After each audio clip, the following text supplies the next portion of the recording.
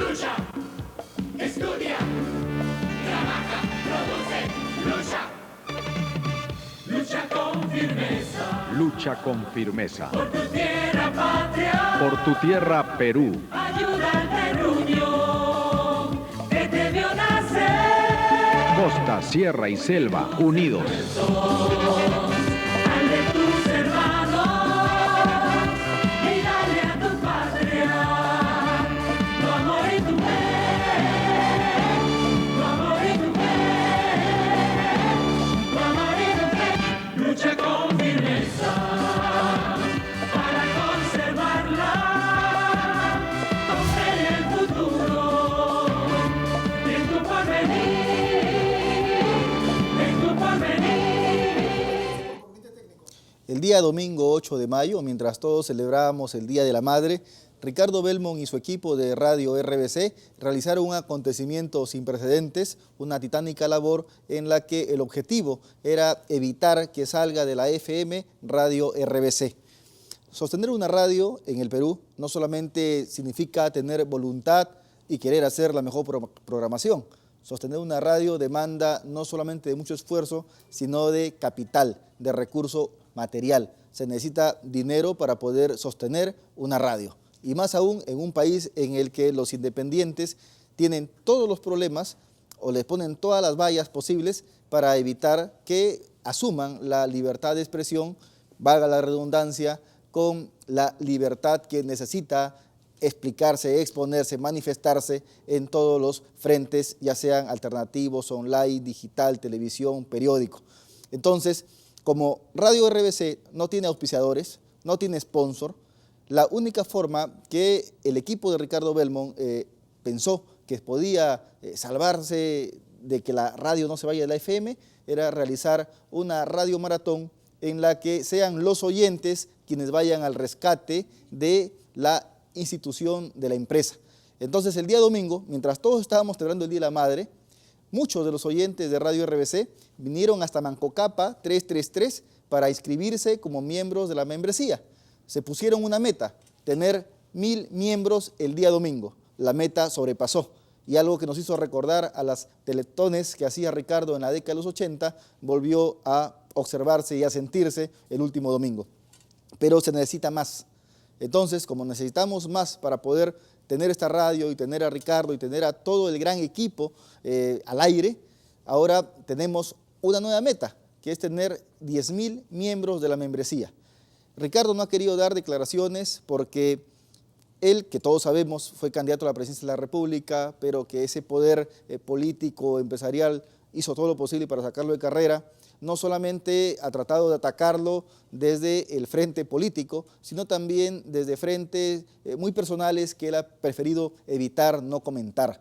Entonces, él, que no ha querido dar entrevistas, hoy ha tenido la gentileza de responderme algunas preguntas que tienen que ver con lo que es esta gran campaña nacional de inscripción de miembros para que sean parte de la membresía que salvará a la única radio independiente, a la única radio que le ha dado voz a los que no tienen voz, que ha hecho visibles a los invisibles. Con ustedes, señores, les voy a dejar la entrevista que le hice a Ricardo Belmont y a Jerry Loli Silva, que fue uno de los que pensaron hacer esta titánica tarea. Soy Harold Alba, así empieza Habla el Pueblo. Buenas noches, nos encontramos con Ricardo Belmont Casinelli, fundador de RBC, y con Jerry Silva Loli, miembro también de Radio RBC.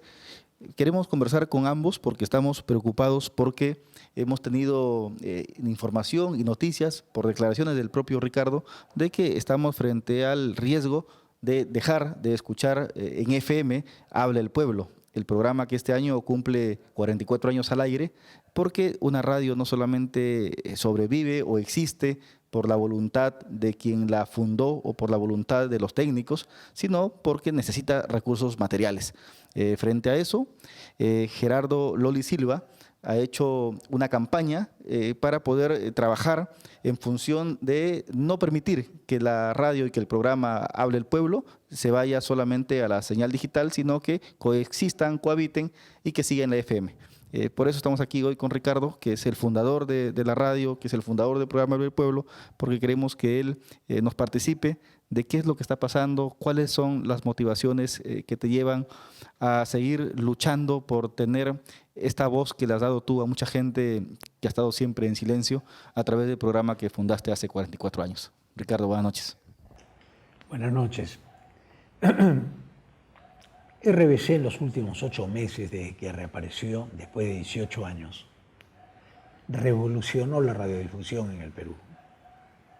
No hay taxi que no nos escuche, no hay hogar que no esté con el radio prendido en RBC 104.7 y por supuesto Hable el Pueblo, renovado, captó un nuevo sector del público en una época muy difícil que ha sido la época electoral, que coincidió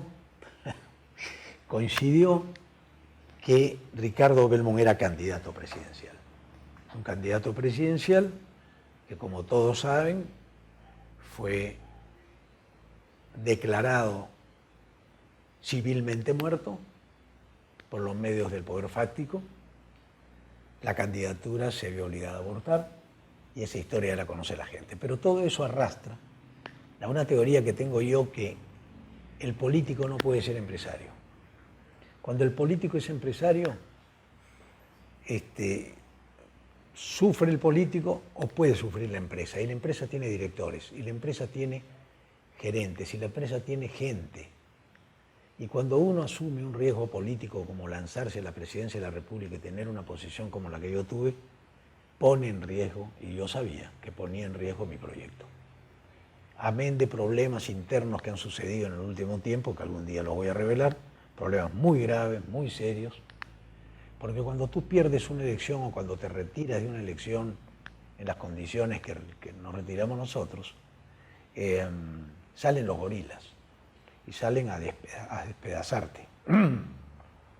Por esa razón, Hable el Pueblo no ha tenido auspicios.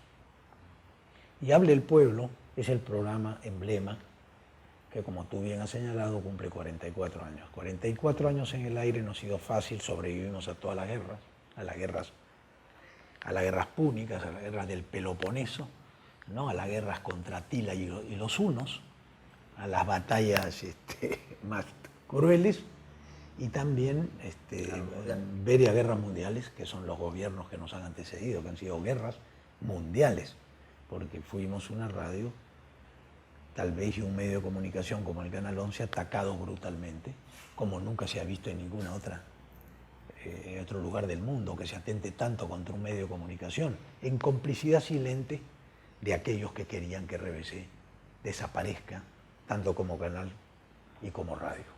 En esa situación que he descrito rápidamente, yo decidí, y lo dije a mi público, que para volver a una radio que no tiene auspiciadores, por ahora no los tiene, tal vez después del programa vengan muchos emergentes de Gamarra, de El Salvador, vengan ferreteros, vengan bazares, vengan pequeñas empresas que están agonizando por esta globalización y comprendan que RBC es el vehículo, tal vez el único que tienen ellos, para publicitarse en una radio netamente peruana, de capitales peruanos, que defiende al Perú porque tiene grabada la roja y blanca en el pecho.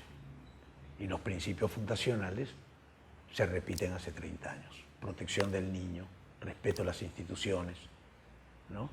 A los valores nacionales, para tener una radio distinta. En esa situación yo decidí irme al internet para que el mundo entero escuchara la voz de RBC. Internacional RBC. Y conversé con Gerardo sobre el particular, porque le dije a él, que viene de McCann Erickson, que viene de una agencia potente, que él dimensionara lo que se llama el primer programa de la historia de la radio, que es auspiciado directamente por el público.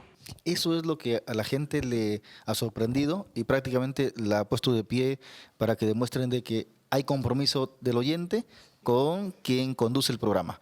Porque, a ver, hay que decirlo, nada es casual. Y es cierto que tú vuelves a la radio en un momento electoral y además como candidato a la presidencia de la República, y todos conocemos tu pensamiento, eso a muchos les resultó peligroso. O sea, tener a Ricardo Belmont la radio era un riesgo, era un peligro. Y dejar que la gente hable era un peligro doble todavía. Entonces, por eso que sentimos de que si hay efectivamente un bloqueo por parte de empresas como el ANDA quizá, o como instituciones que se asocian para tratar de poner cabes y poner murallas para que no vengan grandes auspiciadores. Pero claro, no contaban con que los peruanos, si algo tenemos, creo que es el ingenio, ¿no? Y cuando tú comprometes a través de ese ingenio a la ciudadanía que quiere seguir dejándose escuchar a través de una radio que deja hablar, entonces hemos visto que con lo que Gerardo inició contigo hace una semana, ha habido respuesta. Y yo creo que aquí ya el compromiso no solamente lo tienes tú, sino quienes quieren seguir hablando con libertad. Entonces yo creo que hacia ellos tiene que ir ese mensaje, ¿no? No, además, yo empecé en radio. La radio creó un canal de televisión y después un canal de televisión que sobrevivió 30 años a todas las persecuciones. No pudieron sobrevivir Canal 4, no pudieron sobrevivir Canal 2, no pudo sobrevivir Canal 9 ni Canal 5. Tuvieron que someterse a los manejos de Montesinos, a cancelación de sus deudas tributarias, condonación de sus deudas tributarias. Muchos de estos canales pasaron por Indecopi, cambiaron de dueños. En cambio, RBC mantuvo siempre a Ricardo Belmont como director, como fundador y como propietario, junto con otros miles de accionistas, que tuvo que afrontar juicios y guerras, malquerencias, juicios mal hechos, y todos los que me procesaron están presos ahora, y yo estoy libre. Entonces fundo esta radio RBC para ya tener la unidad, radio y televisión. Pero ahí ya me convierte en un peligro político. Un peligro político que creo yo que ahora había que liquidar. Para no poner en riesgo a la empresa y no poner en riesgo a mis trabajadores, con quienes siempre he cumplido durante 30 años, todos son testigos de eso, he decidido retirarme para no perjudicar a la emisora. Porque la emisora tiene que seguir para adelante y yo tengo que seguir en mi vida, que es con el club de espartanos, con aquellos hombres y mujeres que se comprometieron con mi sueño y que en Internet me van a seguir. Porque hoy día todo el mundo maneja el Internet, todo el mundo conoce cómo escuchar un programa a través de la línea del Internet, y hemos creado RBC Online. Yo no quería irme de la FM.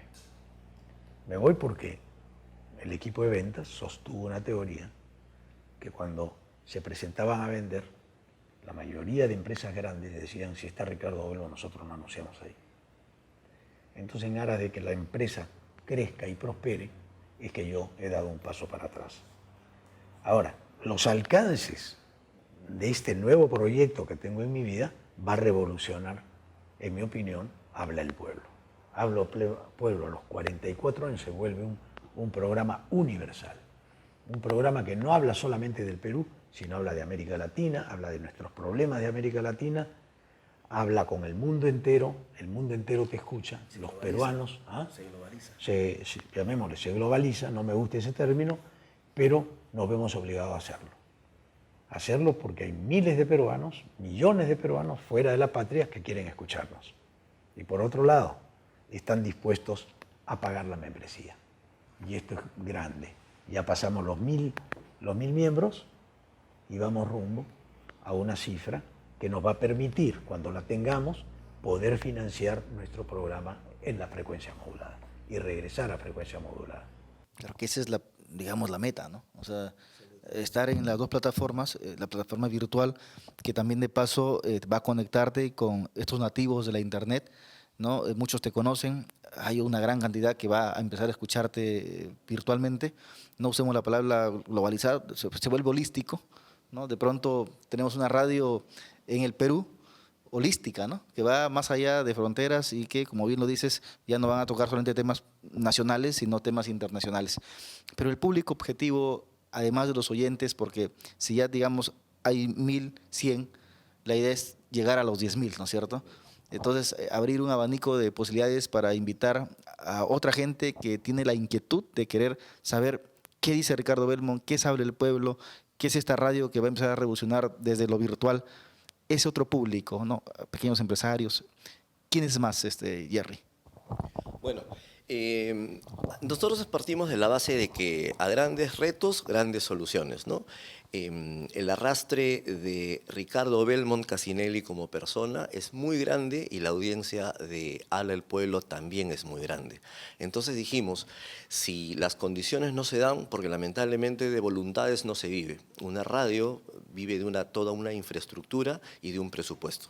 Y si nosotros hemos estado privados de publicidad a lo largo de todo este tiempo, la única manera era de que siguiéramos en el aire a través de los auspiciadores directos. Nuestros miembros son los auspiciadores directos, así como otras radios tienen auspiciadores, marcas de reconocido nombre en el mercado nacional e internacional, nosotros no. Habla el Pueblo va a ser auspiciado por sus propios oyentes, a los que nosotros hemos denominado auspiciadores directos. Entonces, estos auspiciadores directos no podían privarse de la audiencia, de la existencia de Ricardo Belmont, de la existencia de Habla el Pueblo, y además hay algo muy importante. En los últimos 8 meses, como bien acotaba Ricardo, hemos descubierto muchas cosas. Nunca nos imaginamos que la audiencia iba a ser tan grande como que llegara a otros países del mundo y como que tuviera llamadas de todas estas ciudades del mundo todos los días. Entonces, si ya nos está dando la pauta de que el programa trascendió fronteras, este reto nosotros lo hemos convertido en una oportunidad. Y hemos llegado a la conclusión de que era momento de universalizar a Habla el Pueblo y que universalizar a Ricardo Belmont. Ricardo Belmont lleva un mensaje de valores, un mensaje de verdad, la otra cara de la verdad. Entonces, esa otra cara de la verdad va a ser conocida ahora al mundo a través de RBC Online. La otra forma de vivir, dice la radio, ¿no? Y efectivamente, ojalá que la gente, no solamente de Villa El Salvador, que son productores, ¿no?, de bienes muebles, la gente de los centros comerciales, las galerías, ¿no?, polvos azules, polvos rosados, las grandes galerías, toda esta gente que son, digamos, el público que tiene Hable el Pueblo, yo estoy convencido, Ricardo, que no van a dejar que te vayas así de fácil. No están dejando. No, y el plan de Jerry me encantaba. Por 1.000 soles tenga publicidad un mes en Hable el Pueblo. Eso me pareció fascinante. Por 1.000 soles usted tiene publicidad en Hable el Pueblo. Yo quiero contar una anécdota, tal vez una anécdota que su propietario lo puede corroborar. Había un mozo en el restaurante La Carreta que decidió hacer el restaurante El Hornero.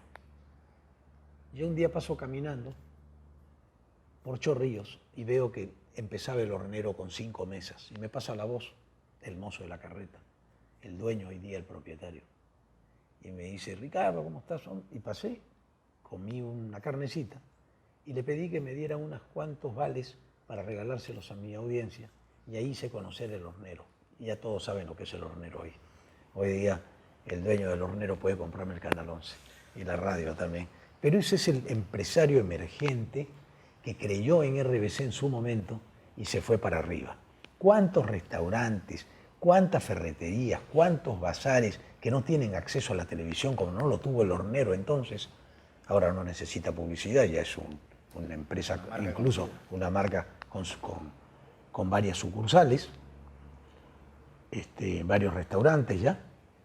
Entonces Jerry tenía la idea de, en lugar de pedir 10 soles solamente a la persona natural que viene a ser el auspiciador natural, Juana García, auspiciadora natural, orgánico, ¿no es cierto? Viene el auspiciador industrial, el auspiciador empresarial, que por 1.000 soles tiene un mes de publicidad en Hable el Pueblo. Entonces me parece una idea fascinante. Jerry es un publicista que ha levantado muchas marcas y conoce de esto. Entonces estábamos muy entusiasmados en ese tema, y para terminar esta entrevista de mi parte, no sé si quieras hacerme otras preguntas, pero yo tengo que decir, señoras y señores, que este es un proyecto que nos daría a todos los que sean miembros la condición de pura sangre. Yo siempre he dicho que la televisión creó manadas, creó rebaños, y lo hemos visto en estas elecciones. Pero los pura sangre van a estar con nosotros, van a hacer uso de la membresía, el derecho que le da la membresía, a opinar en la radio, a tener su carnet numerado, y luego en el futuro, cuando lleguemos a este número de 10.000, entrar a una suerte de bonificaciones que las teníamos antes en el canal primigenio de RBC cuando lo fundamos, pero que por la inflación de ese entonces no fracasó. Pero ahora ya no, ahora las condiciones están dadas, yo creo que el Perú está económicamente creciendo, que tenemos un país con leyes muy flexibles, entonces eso nos permite a nosotros avanzar en esta idea de la membresía. Claro, algo así como la gente que tú te refieres, en su mayoría, compra, digamos, cable y se vuelven manadas porque estas señales no se preocupan por el menor, no se preocupan por difundir valores, y más bien esta gente paga para seguir esclavizada. Entonces acá vamos a ser miembros, ¿no? Van a ser miembros para que sean independientes, ¿no? Para que sean libres.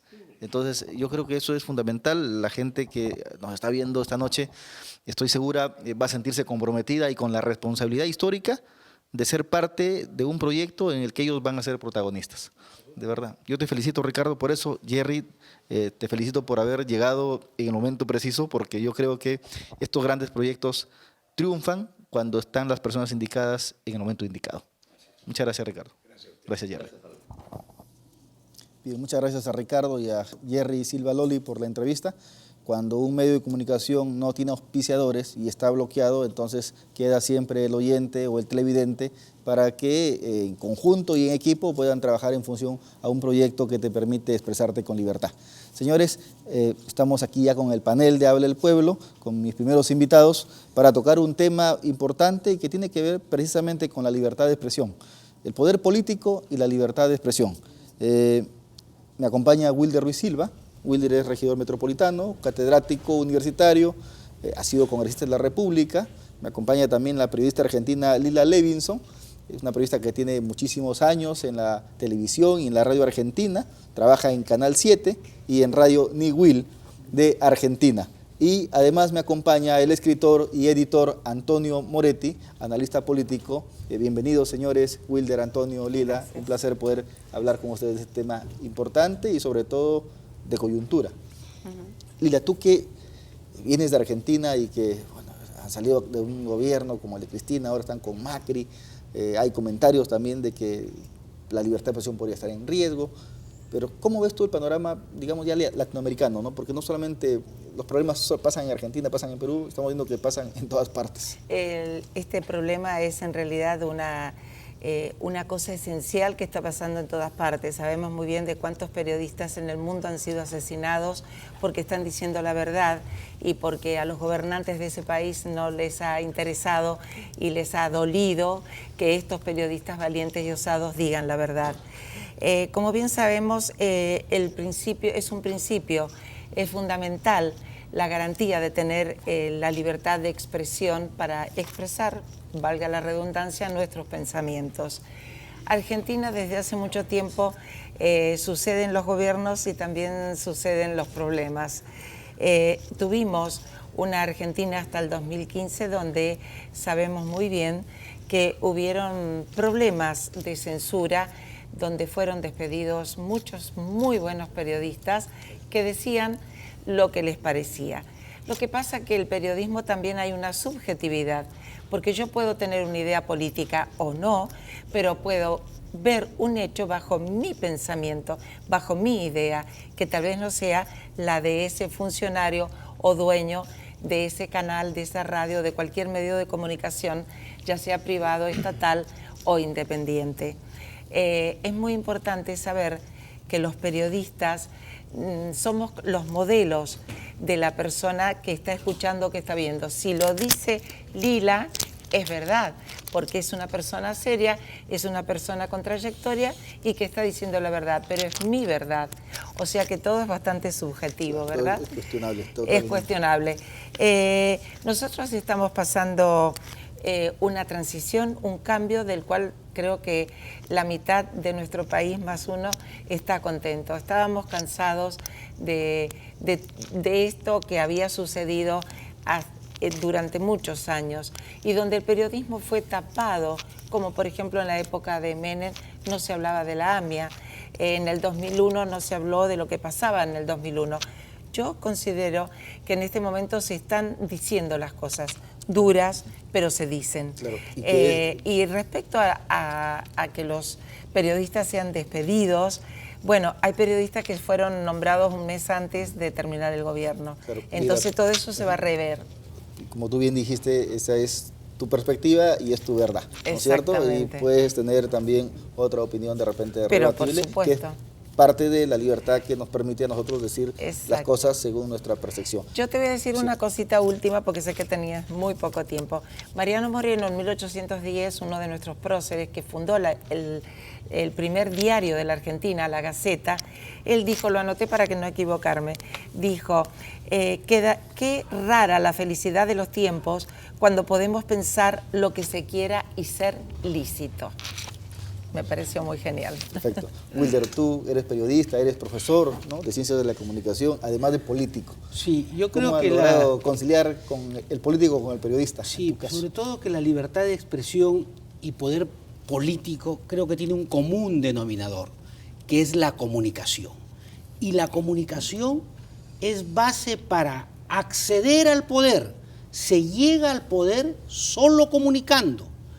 Y se administra el poder una vez que se ha ganado la elección o se ha ganado el poder, se administra el poder también comunicando. No hay forma que los gobiernos, los políticos no comuniquen y solo pueden ganar si comunican bien. Pero por otro lado, esta libertad de expresión que tenemos que defenderla y tiene que ser irrestricta, no se puede permitir algunos rompemuelles o algunas vallas so pretexto de defender ciertos intereses nacionales y particulares. La libertad de expresión tiene que ser irrestricta.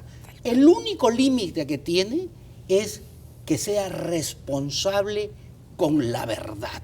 Es decir, la verdad tiene que primar en esta comunicación porque la verdad es la gran fiscalizadora de los que ejercen el poder. Por lo tanto, estos fiscalizadores, que son los medios y los periodistas, tienen que tener todas las garantías que van a poder meter ahí el dedo, si es posible, para poder descubrir las corruptelas del ejercicio del poder, ¿no? ¿Y qué hacer, Antonio, tú que vienes del mundo de los libros, ¿no?, de los intelectuales, cuando tenemos un país en el que nos da la sensación que estas pantallas que deberían ser utilizadas para emitir programas de calidad, de respeto al menor, programas en el que nuestros artistas, nuestros hombres de cultura o mujeres de cultura puedan decir también su verdad, más bien se cierran y ponen este tipo de programas de espectáculo en el que nos da la sensación que alimentan el morbo? Y más aún en un momento político como el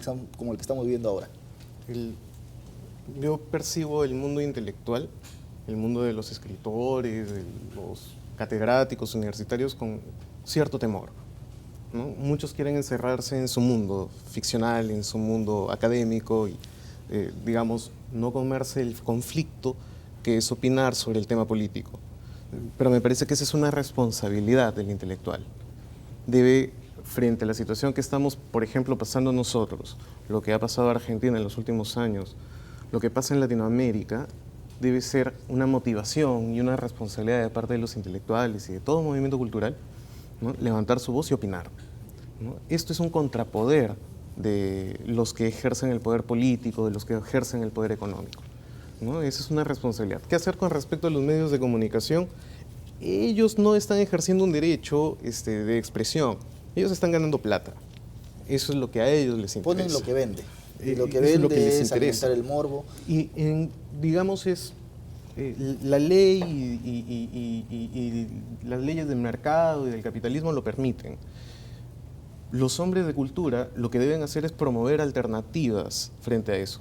El Estado hace bien con Canal 7, por ejemplo, ¿no?, que propone una serie de alternativas culturales, pero no podemos esperar a que el Estado sea el único actor cultural acá. Claro, totalmente de acuerdo con lo que dices, Antonio. Pero, por ejemplo, Lila, cuando sucede una elección como la que hubo en Argentina, ¿no es cierto?, y gana Macri. Ahora tenemos nosotros una elección en la que de repente es el no sé, el único país del mundo en el que tienes a dos candidatos muy parecidos en su propuesta. Que hoy empataron con las encuestas. Sí, en su propuesta política, pero que ambos también tienen historias un poco turbias en cuanto a su trayectoria, ¿no? Una por las maletas pesadas a las que ella misma se refiere en cuanto al tema familiar, y el otro porque se lo acusa de que es un lobista, ¿no? Entonces, y la prensa, que debería de ser más fiscalizadora o tratar de acudir a programas en el que la memoria se recupere, no hacen eso, ¿no? Más bien te pone más espectáculo. Yo cuando lo escuchaba estaba muy de acuerdo, porque creo que la verdad es lo que interesa. Aunque te cometas errores como gobernante, como presidente, como ministro, aunque cometas errores, pero si vos comunicas la verdad, el otro lo va a escuchar, porque el individualismo es lo que nos cometen los errores. Hay que ponerse en el lugar del otro y si es correcto, si lo que desea no es solamente el poder, sino beneficiar a su pueblo. Entonces, en este aspecto, yo confío en que nos están diciendo la verdad, aunque se cometan errores, aunque se equivoquen en el camino. Estoy hablando de mi país, que en 5 meses están tratando de enderezarlo. Hay una herencia muy pesada. En 5 meses no existen 38% de inflación ni un porcentaje enorme de pobres. No se hizo en 5 meses. Esto viene de una herencia de muchos años. Entonces, lo importante es que nuestro presidente siga diciendo la verdad. Si se equivoca, que lo reconozca y lo diga, porque ese es como un hilo conductor que pasa a través de la verdad de la palabra. Para mí eso es fundamental. Y que por supuesto no exista la censura. Nosotros somos periodistas. El problema con los medios es que cuando el poder político siente que alguien es peligroso, siempre van a querer de alguna u otra forma silenciarlo. Y eso pasa aquí y en todas partes. Wilder, ¿y cómo ves tú a la prensa en este momento, ahora, en este escenario de segunda vuelta? La prensa está, creo, tomando partido desde el punto de vista de los columnistas de los periódicos y de los determinados programas de televisión. Yo sí creo que hay información política. Lo que el Perú y básicamente en Lima no hay es debate político, análisis político. El Perú produce todos los días infinidad de centímetros de noticias políticas. Lo que el Perú necesita es debate y análisis. Solo con el debate y el análisis podremos ir formando esa conciencia política que el Perú no la tiene. Los peruanos están por otro lado, están pensando en otra cosa. Tanto es así que en esta segunda vuelta no hay mucho entusiasmo, mucha efervescencia, mucha fanfarria política. La gente no está yendo a votar con entusiasmo. La gente no está yendo a votar con entusiasmo, y además los técnicos, los congresistas electos, no los vemos todas las noches en los canales enfrentando en el debate de las ideas. Espero que eso se pueda producir. Vamos a esperar cómo termina los debates presidenciales, ¿no? De repente es especular, pero ¿tú qué futuro le ves, Antonio, a la prensa, digamos, o con Pedro Pablo Kuczynski o con Keiko Fujimori? Mira, yo honestamente pienso de que el problema ahorita con la prensa, una de las características que tenemos en la prensa, es que están poco preparados, no se ofendan. Quiero decir, no pueden entrar en profundidad. A mí me parece importantísimo el debate de ideas, pero es muy poco probable de que puedan, digamos, profundizar en un debate de ideas o confrontar realmente esas ideas periodistas que no han hecho una investigación adecuada sobre un tema específico. No hay los mediadores entre... No tienen la capacidad o el conocimiento. Son los periodistas llamados a mediar entre los gobernados y los gobernantes, que es la definición clásica. Esto pasa que desilusiona al que va a votar, al ciudadano lo desilusiona, porque está esperando que esa persona que quiere ser el presidente de su país le dé contenidos, de que es sustento para decir yo estoy en mi país y estoy tranquilo, porque van a combatir el narcotráfico, algo van a hacer por la delincuencia, por la violencia, por la economía, la salud y la educación. Pero si en un debate no están mostrando la verdad, con qué se sustenta eso, fracasa el debate, ¿no? Mira, 30 segundos, conclusión final, Antonio. A mí me parece importante que reconozcamos esta falta de conocimiento o esta falta de capacidad para confrontar las ideas.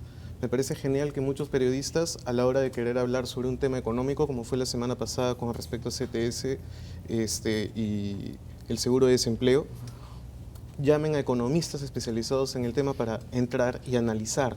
Porque la población lo que necesita es eso, necesita tener periodistas que estén informados, Claro. para que puedan hacer las preguntas Claro. a la Adecuadas. altura, adecuadas. Si no, no vamos a formar esa conciencia Así cívica, es. política, de un país tolerante, cívico, si no hay pues una capacidad de los mediadores, que son Bueno, los yo los invito periodistas. para seguir con el tema en otro panel. Ojalá que Lila pueda estar acá el día lunes, porque este es un tema interesante, candente y confrontacional. Wilder, Lila, Antonio, muchas gracias. Gracias. Gracias a Señores, ti. nosotros vamos a una Gracias. pequeña pausa y volvemos con nuestro segundo panel. Lucha con firmeza.